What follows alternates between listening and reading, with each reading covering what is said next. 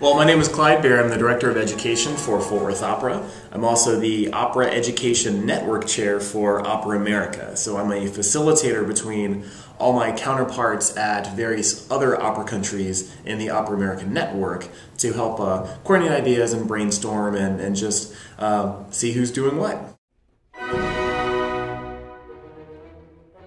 Well, that's a very large set of duties. For Worth Opera, we're a smaller staff. We put the majority of our budget into the art on the stage. So we have a very lean production staff administratively and for our opera festival as well. So in a short description, anything that is educational, an educational experience or program, whether it is for a novice, an opera newcomer, or a seasoned opera fan, of any age range, at one point or another it will cross my desk. So I have two touring children's productions that go all over the entire state of Texas for 28 weeks of touring. I have a young artist studio that I maintain. There's lectures, there's backstage tours, there's pre-show talks, there's educational web content, there's programs for leadership, I do career days, you name it pretty much. If someone wants to talk about opera, I will find a way to talk about opera.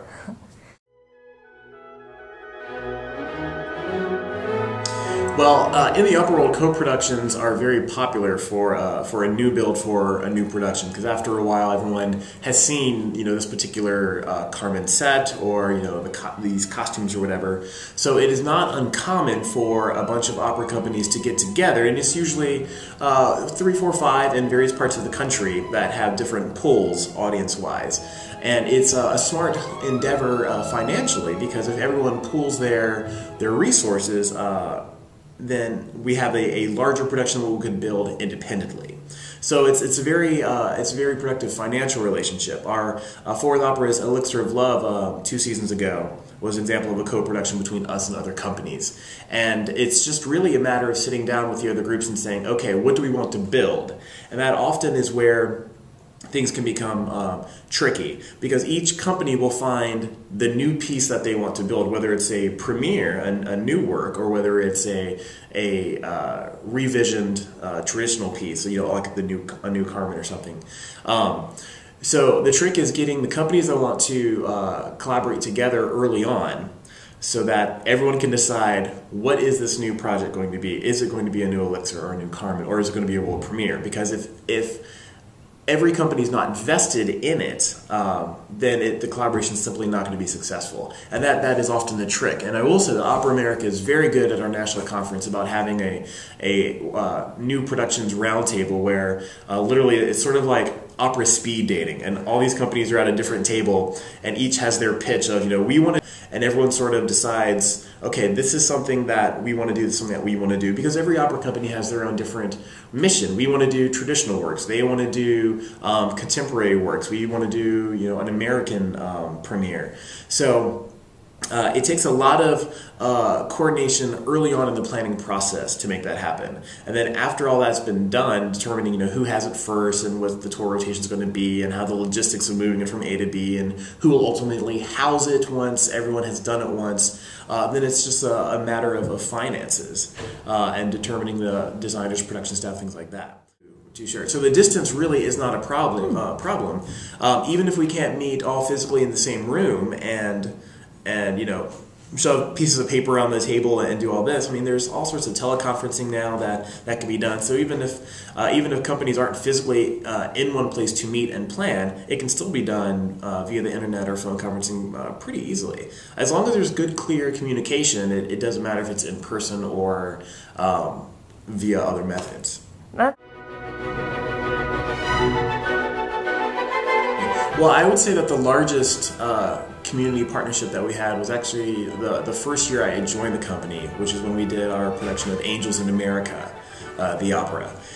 And there was a very large multi-organizational community presence. We put it all under the umbrella of More Life, which actually is a line that comes from both the play and the opera. One of the characters says that's what he wants, is more life.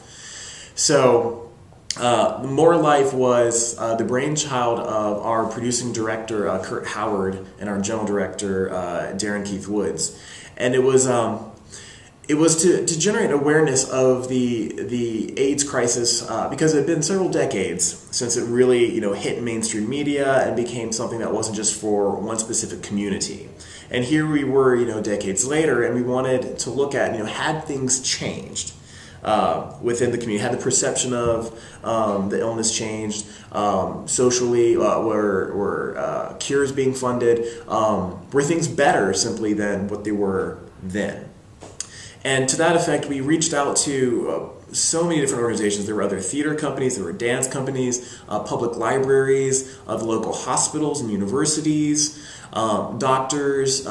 It was really a large, very large project because every organization was asked to contribute something. So other theater groups did other pieces. They did other productions.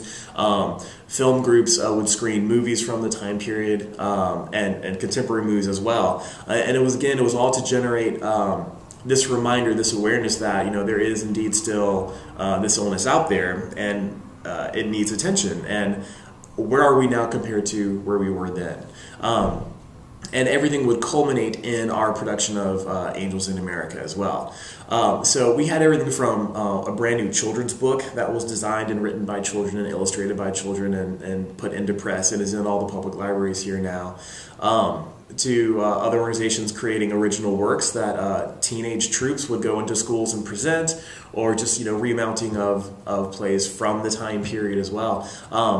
It was a very large project for us to do, especially since things were going on at the same time we were producing our opera festival. So at the same time we were producing 4 large-scale opera productions, we have all these other things that we're trying to coordinate as well. And it was very, very successful. It got a great deal of press coverage. It did what it was supposed to do. It generated discussion and awareness, and kept the dialogues going, and gave everyone a bit of perspective. And of course, everything culminated at the very end with our performance of Angels in America. So we were very pleased by that. We still have community partners that we work with from this. We have subscribers that have come to us from this. And much that 2 organizations are going to get together and try and accomplish something that is mutually beneficial. Going into a community partnership sometimes isn't about ultimately generating ticket sales. I mean, it is, but it isn't. In trying to reach groups of people who are not familiar with your art form, there's often many stereotypes that you have to overcome. A lot of the programming that I personally do when I go to schools and businesses and fraternities and whatnot is a program that's called Mythbusters. And quite frankly, it's simply just breaking down, what do you think opera is? And I actually ask the audience, I put it all up on a big board, and then I go through and debunk each myth. And it's to prove that the stereotypes they have about, in this case, opera, are in fact not true. That it's an elitist art form, that it's only for people of a certain class, a certain financial level, a certain race, a certain age, a certain educational background, and none of this is true whatsoever. Our audience here in Fort Worth is very, very diverse. On an opening night, you'll see someone in a tuxedo and a cowboy hat beside a teenager with purple hair and an alternative outfit, and everyone's chatting about Traviata. It's kind of neat in a very weird way, but in collaborating with these other organizations, it's just as much about breaking down these stereotypes about who these people are and what that art form is. So by establishing that partnership, that friendship with the other person, you're building a bridge to a new group of people who I believe eventually will take the chance and will come along. At the very least, you've reached into a new area, you've helped out another group of people, and you've gotten good word of mouth, good buzz, you've accomplished whatever that mutual goal was, which you want to do, otherwise you wouldn't have made the partnership. And you really can't buy that sort of PR and that sort of marketing and that sort of word of mouth in a group of people who otherwise aren't looking for your ads and aren't looking for your website and already have a perception that what you're producing is not something that is of their world. And it's a good way to break down all those barriers.